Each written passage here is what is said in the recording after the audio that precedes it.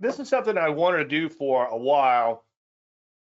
Whenever the market has a hard sell-off and it eventually recovers, I like to do a post-mortem on how the system did, okay, and how I did following the methodology through the ups and the downs. So I went in and grabbed the S&P here and the portfolio on this day here. That was 229.25, and we were down $408, and there was only one position left in the portfolio, and I'll come back to that quite a bit in a minute. But you can see minus 408 is where we were, and that's where that number comes from.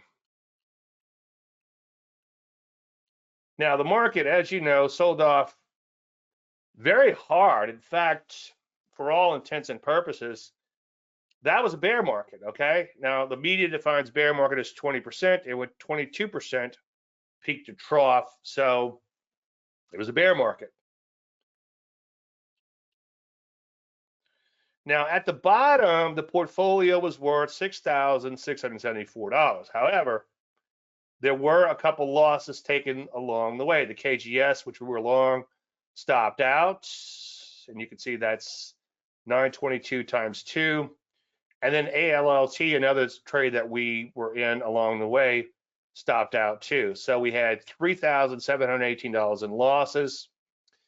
Now you take off the 408 that we marked to market, so that's $3,306, and you take that from the 6,674. Hopefully this all makes sense, and that gives you an equity change of $3,368.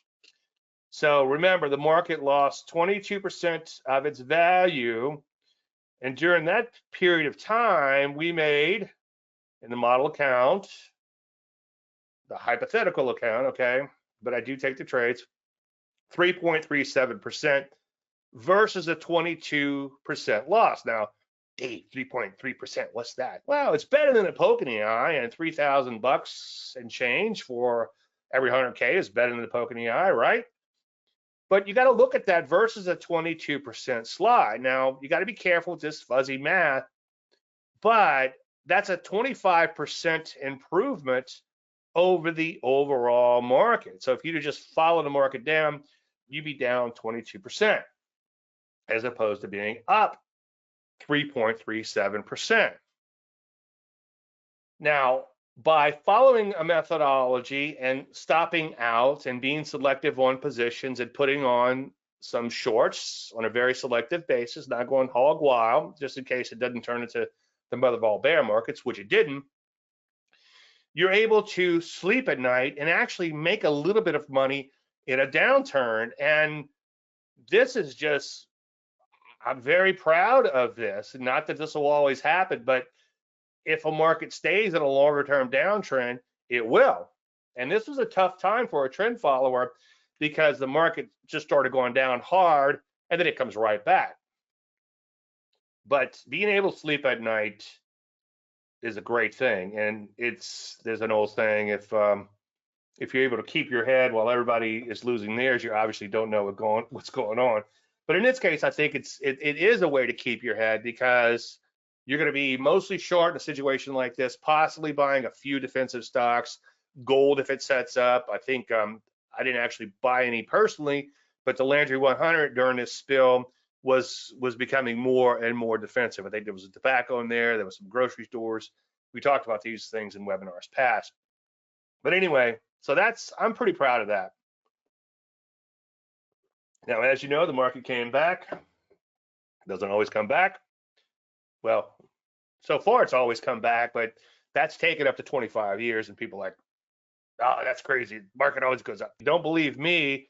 Look at some charts and see. And 25 years is a long time, believe me. Anyway, so to get back to 0% losses for the overall market, took a few months, but we did it.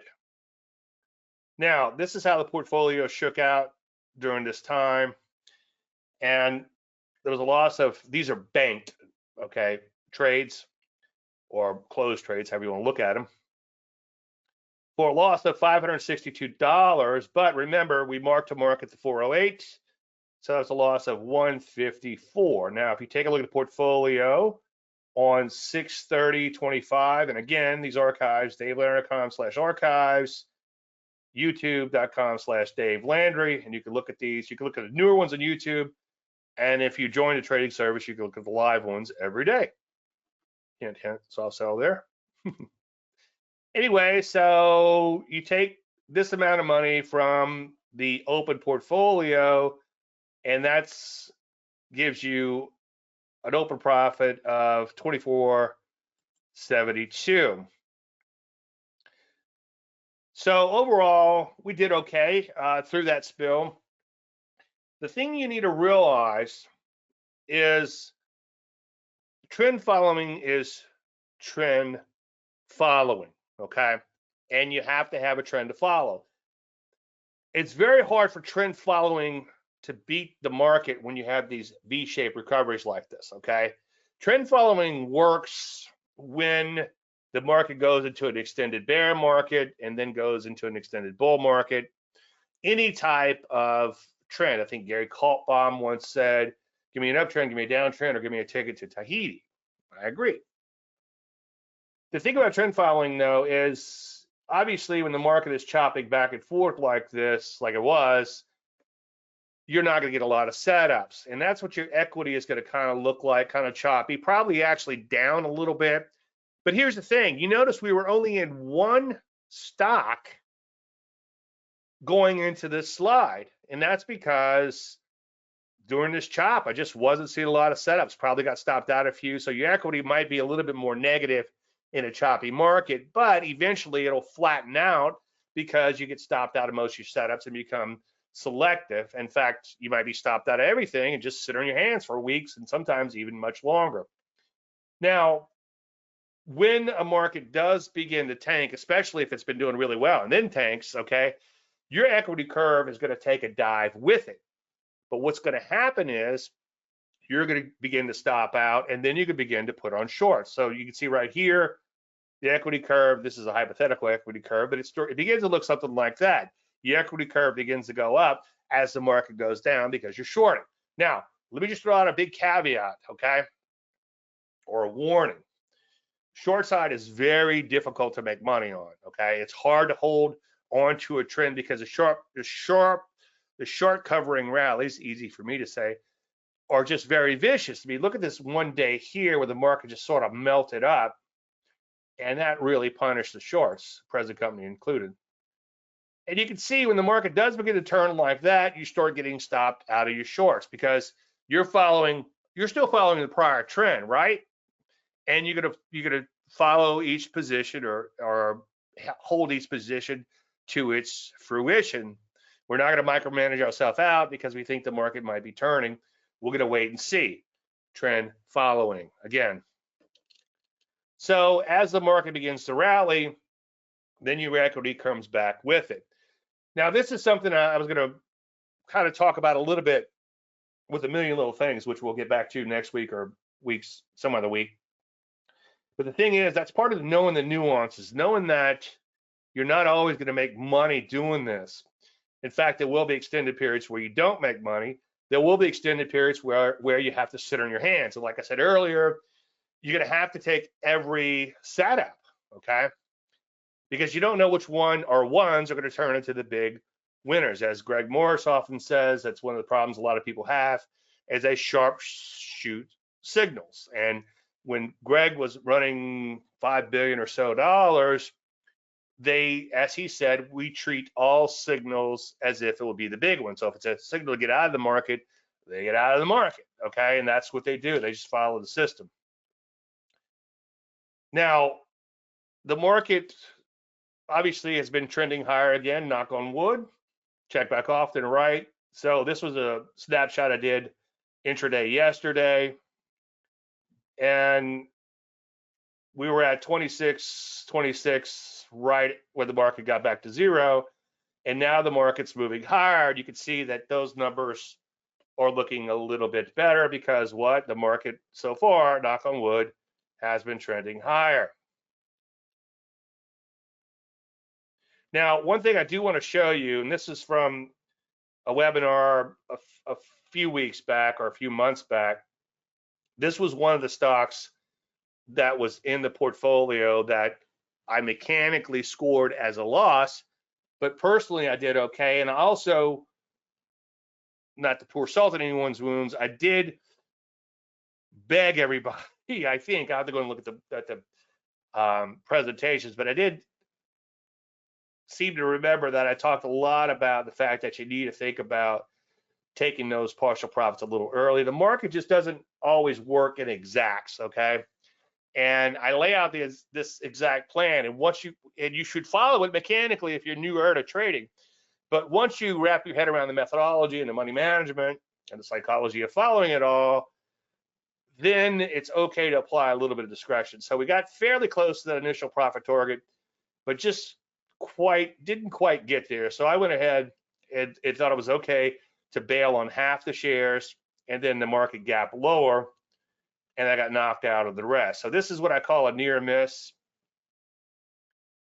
And in this particular case, I think we were just like 20 cents away or so from the IPT, which based on the price of the stock is really not that far. And remember, on the first loaf per 100K, you're looking for 1% or $1,000, okay?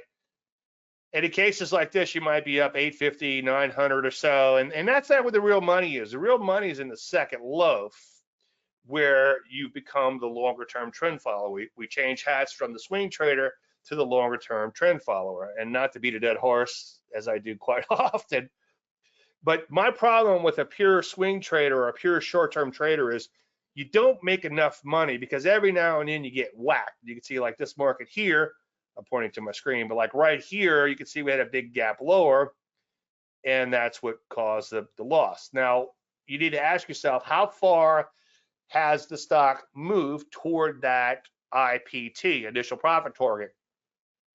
In this case, it was fairly close. Okay, you could argue, well, David, wasn't like 1 cent away. It's like, okay, I hear you, but it was fairly close. The other thing to ask yourself is how fast did it get there? So this was almost kind of straight up over let's see how many days. Let's see, 1, 2, 3, 4. Within a week, you were almost there. So that to me is kind of a gift horse situation. And remember, let's say you're only locking in $800 or $900 in that first loaf, and you're trying to get 1,000. Well, hopefully, and I hate to use the word hope, but hopefully on that second loaf, that's unlimited, so you can make a lot more money. Yeah, you don't want to eat like a bird and shit like an elephant, like the commodity boys say, okay? And that means taking little bitty profits, little bitty profits, little bitty profits, and then taking huge losses. And I was tempted to do that this morning on a position where it's like, oh, I've got this instant little profit, but the prior day I lost quite a bit. And it's like, oh, well, let me just get some money, so at least I got something on that position, right? Well, no, follow the plan. And the point I was trying to make there is you're always going to be subject to temptations. So on that trade with the discretion, like I said earlier, it was a loser, but I was able to use a little discretion on this. And this doesn't always work, okay? But in this particular case, it worked out nicely. Use a little discretion and actually make a tiny bit of money on that versus losing money. But that equity swing from whatever it was, a $900 loss or whatever it was, to an $800 gain, that's a big swing. That's like a 1.6% swing in your portfolio, and that'll make a big difference. Those are the actual trades there. It's definitely a gain versus a loss. That's a big swing. So that would have been factored in to that performance of the peak trough analysis. The point I'm trying to make there is a little discretion can really help you out a lot.